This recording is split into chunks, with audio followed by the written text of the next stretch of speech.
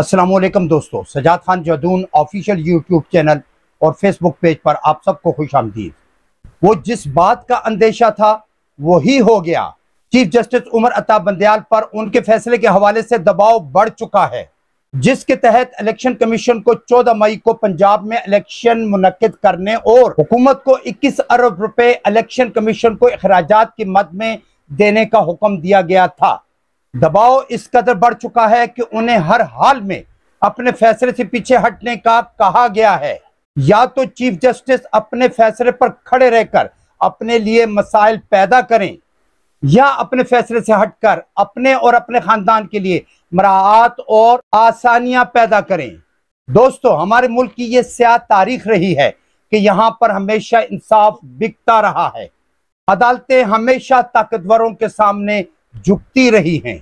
जमहूरियत के खिलाफ अदालतों ने हमेशा फौजी और सिविलियन आमिरों का साथ दिया है। जजेस अपने फैसलों से पहचाने जाते हैं, ना कि जज्बात और हालात से मगलूब होकर। दोस्तों, हर मुआशरे में जजेस पर दबाव रहता है, लेकिन इंसाफ के मतवाले किसी दबाव को खातिर में ना लाते हुए हमेशा इंसाफ पर मबनी फैसले करते हैं। यही वजह है कि उन मुआशरों में हर तरह के जराइम की रोकथाम होती रहती है।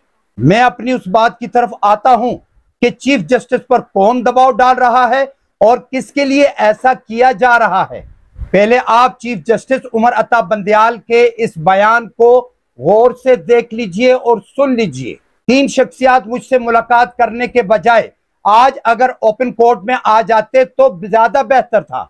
सबको बता दिया है कि अब फैसला हो चुका है, अपने फैसले से पीछे नहीं हट सकता। उम्मीद करते हैं हुकूमत अपने फैसले पर नजरसानी करेगी।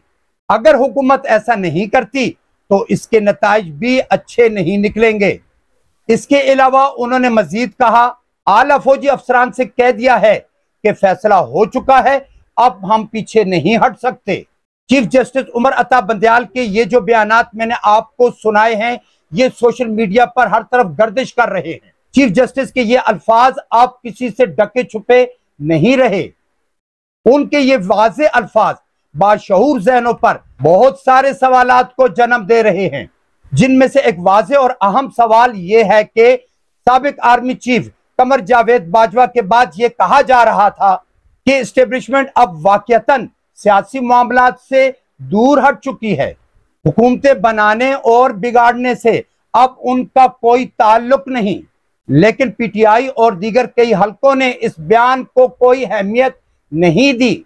वजह जाहिर है कि जो काम 75 सालों से अब तक नहीं रुका, वो आन के आन में कैसे थम सकता है। अक्सर महफिलों में जब सियासी बहस चल पड़ती है और सियासत में एस्टेब्लिशमेंट के किरदार की बात चल पड़ती है, तो यहां तक कह दिया जाता है कि जब तक पाकिस्तान कायम है, इनका किरदार यही रहेगा जो हमेशा से रहा है। अगर किसी ने बोलना है तो उनकी इजाजत से, किसी ने लिखना है तो उनकी इजाजत से, और किसी ने सोचना है तो उनकी इजाजत से।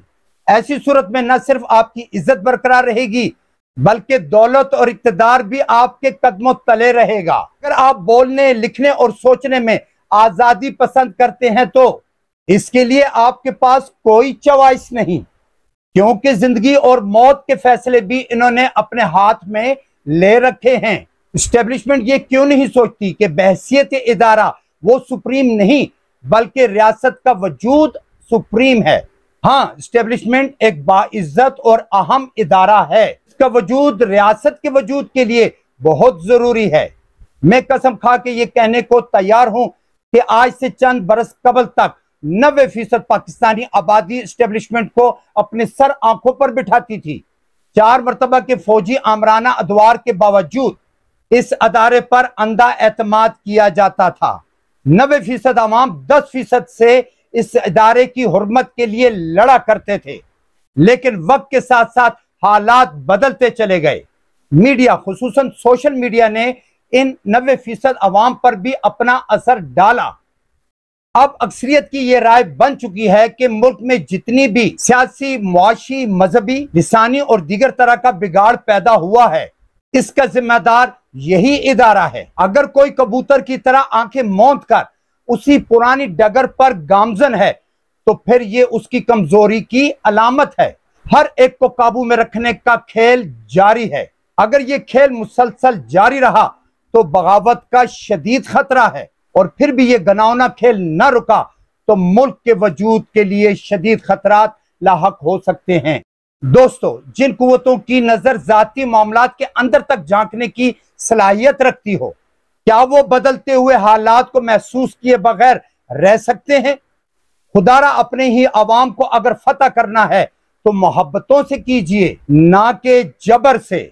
सियासतदानों को अपना काम करने दीजिए, आप अपना काम कीजिए, इसी में सबकी फलाह है। ये सिर्फ मेरी ख्वाहिश नहीं बल्कि 25 करोड़ अवाम का यही फैसला और यही ख्वाहिश है कि हर इदारा अपनी अपनी हुदूद में रहे। जरा इस बात पर जरूर सोचिएगा। दोस्तों, अगले प्रोग्राम तक के लिए मैं अब आपसे इजाजत चाहूंगा। अल्लाह हाफिज।